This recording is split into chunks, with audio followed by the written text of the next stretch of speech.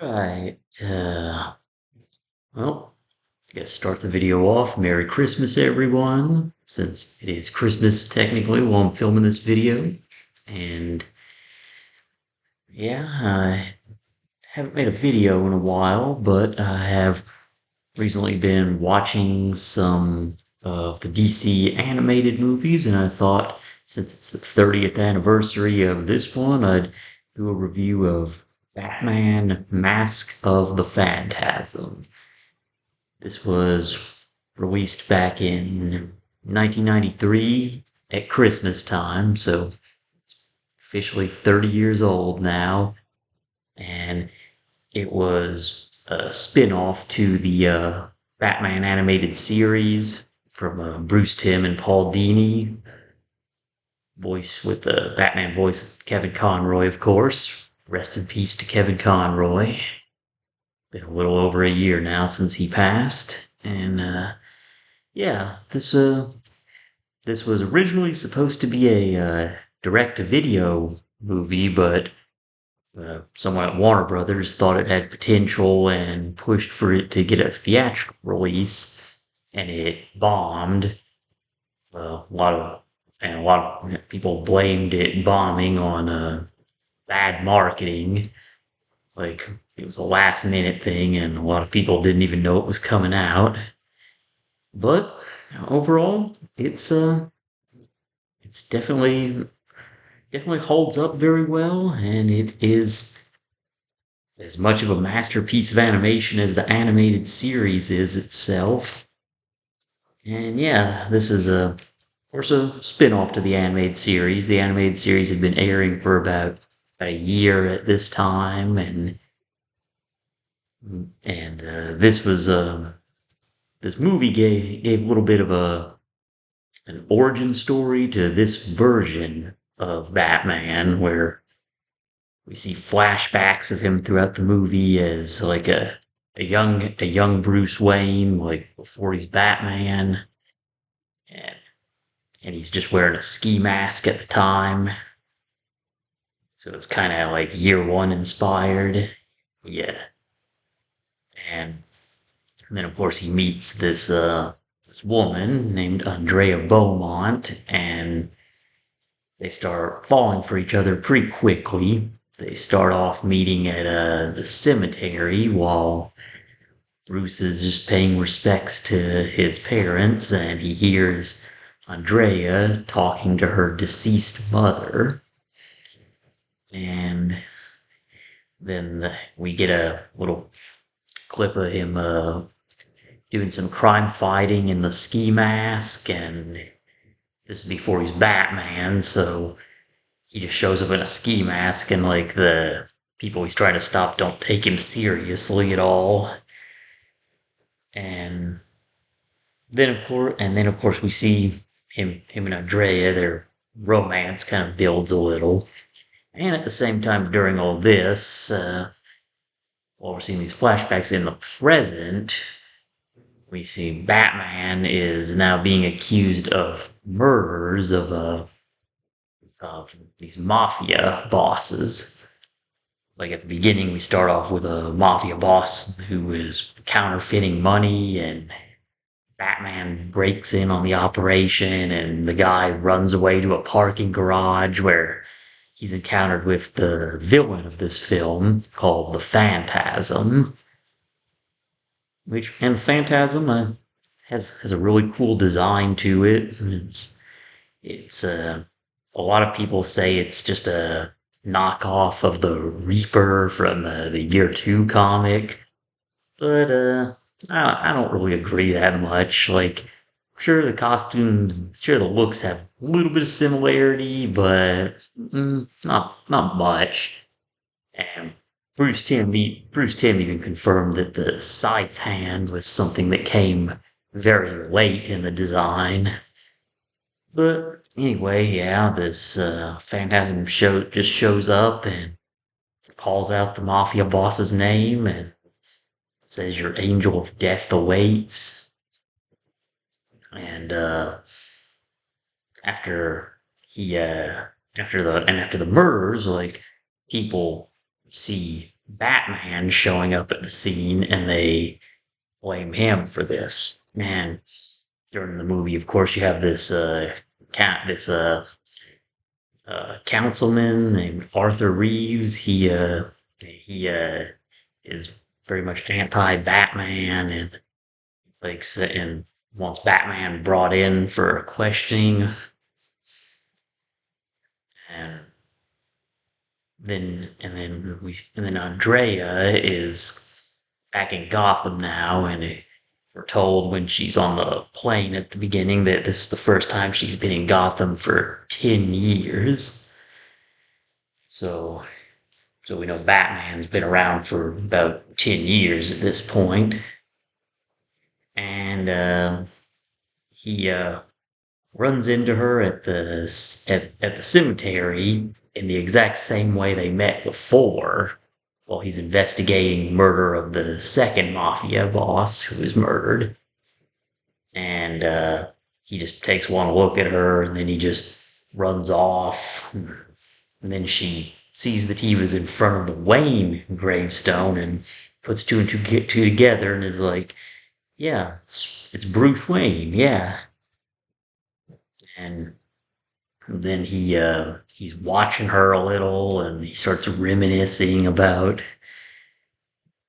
10 years ago when they were going to get married, and he was ready to not become Batman for a brief time. But of course, she ends up having to leave him, and then he winds up, of course, becoming Batman, as we know. And yeah, and he's questioning when Batman's investigating these murders. He finds out that Andrea's father was the one man who tied these gangsters together, where he was running all their financial transactions and laundering their money.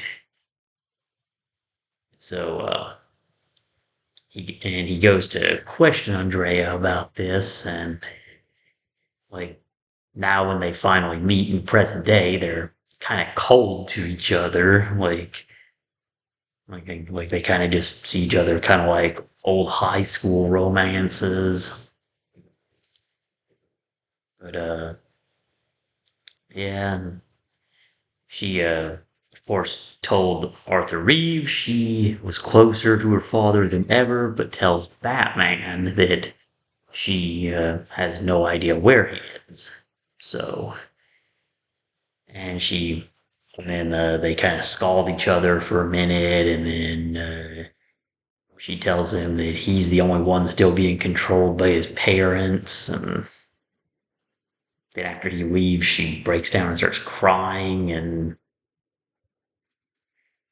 then we cut away to Phantasm again for the next kill, who is the third mafia boss, the Salvalestra, who, after he saw the reports of like first two mafia men being killed, he pretty much knew he was going to be next. So he just decided that the only person who could help him is the Joker.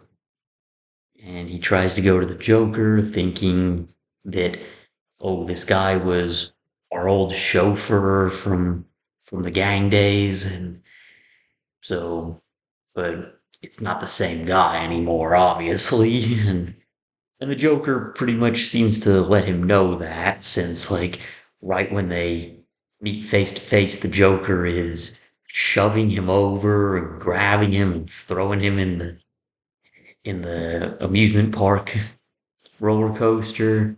I think Joker was just letting him know that he wasn't boss anymore at that point.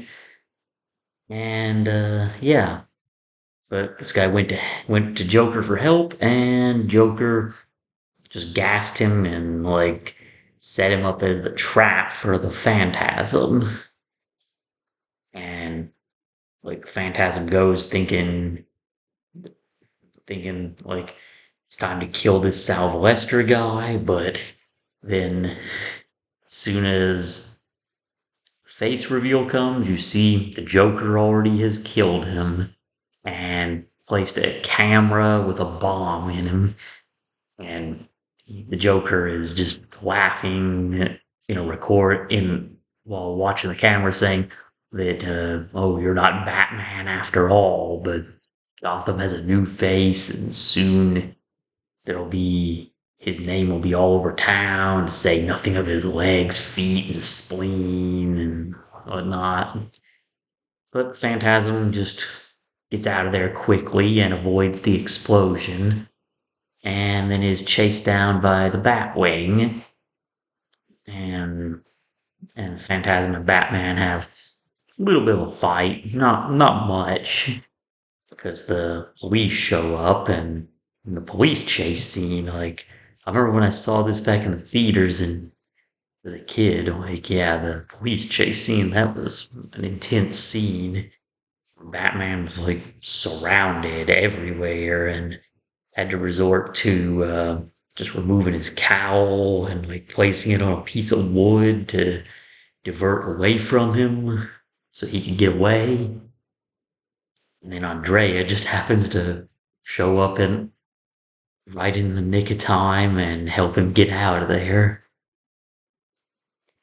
And then then she kind of starts to open up to him a little about what's going on, but it's not real though, because she, of course, lets him know about how her father was antagonizing the mafia by embezzling their money, and they told him he had to pay them back or he was going to be done for. And then but she just gives him kind of a fake story where she kind of tries to make it sound like her father is the Phantasm. But at this point, it's pretty much obvious it's her that's the Phantasm. And of course, like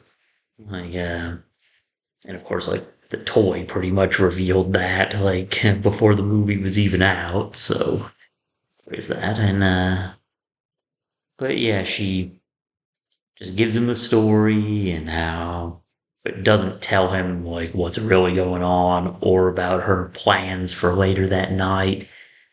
But for a brief moment, they start to rekindle their relationship, then Batman is looking over that picture he found of the mafia with Andrea's father, and he sees the chauffeur guy in the back and makes the connection. Oh, that's the Joker. Then the Joker goes after Arthur Reeve and like kind of suspects him to be the Phantasm, but then when Andrea calls and he knows that she's in Gotham, that's when he's pretty much put two and two together and figured it out.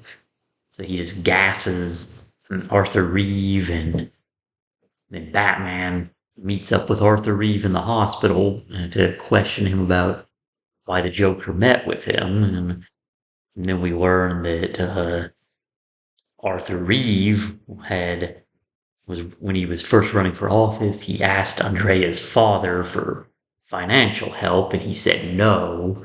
And then he basically just sold him out to the mob, and that's how he ended up getting killed. And then, then of course we get to the joke. To Andrea goes to fight the Joker, and Joker's already figured out she's the Phantasm, so she just pretty much removes the costume and fights him head on.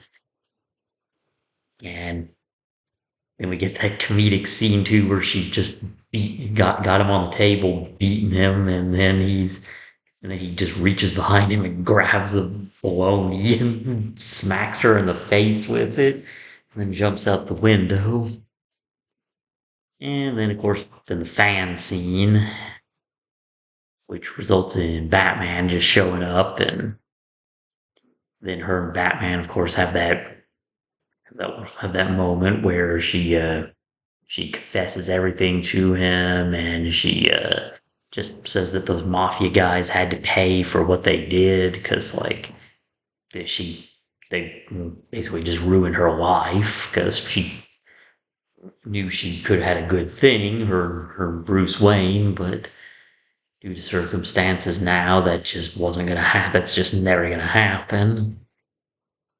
And he just asks her to leave, and then Batman goes up against the Joker, and then it all ends with Andrea just showing up and disappearing with the Joker in smoke while the Joker has set explosives all over the fair. And it was kind of cool what they did with the fair in this, how they used the fair in the flashbacks to kind of symbolize Bruce and Andrea's relationship growing, and then kind of, and then in the present time where it's all run down and dilapidated, like that's a sign that that the relationship was like dead, and then the explosion at the end kind of just makes that official, like they're done. And then Bruce is just in grief, like telling Alfred he couldn't save her, and then Alfred gives him a pep talk and about how vengeance blackens the soul.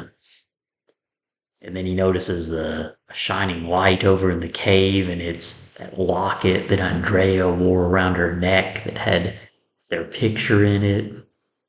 And I guess the way I always saw that scene is she just left that there for him to let him know that she was alive and maybe she loves him still.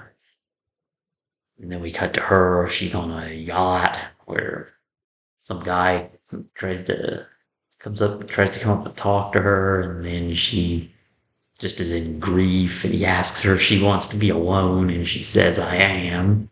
And she's wearing a veil over her face, so which I guess is supposed to symbolize that she did love Bruce Wayne, and now she's just hiding. And then, of course, just end with Batman on a rooftop, and the signal goes in the sky, and he just goes off to do Batman stuff. And I guess he kind of made peace in a sense, just knowing that he's never going to find peace as long as he continues to be Batman. Since that was kind of the whole point, is like he said he couldn't have it both ways. He couldn't be this happy husband guy and then still be Batman at the same time. But yeah, it's definitely a masterpiece of a movie, and like great animated film, and music was great in it. The scope it felt like far more grand and epic than like a regular episode of the animated series. Uh, yeah, Andrea is a really good character, and unfortunately, though, she's a character that really only works for this story specifically. So, like, there's a few times she's been brought back in other stuff, but I don't really ever think any of that stuff's really all that good. Like, there was a comic that the Batman and Robin annual #1, which was a comic comic spin-off to the animated series in the same art style, and it had her return for briefly, and it just wasn't very good. And then she's made other appearances in like more modern comics, like the recent Tom King Batman and Catwoman, which I haven't read. And then there was also in the Batman Beyond 2.0 universe from the New 52. She showed up in that, and cameo appearance in like an episode of Justice League Unlimited. But other than that, not much. Yeah. Anyway, just thought I'd give that as a happy 30th anniversary to Mask of the Phantasm, and I've been watching some DC animated stuff lately, so might be putting up some more DC animated movie reviews here soon, hopefully. And yeah, that's pretty much all I got for this one. Rest in peace to Kevin Conroy. And I guess I hope everyone else has had Merry Christmas, and we'll see you in the next one.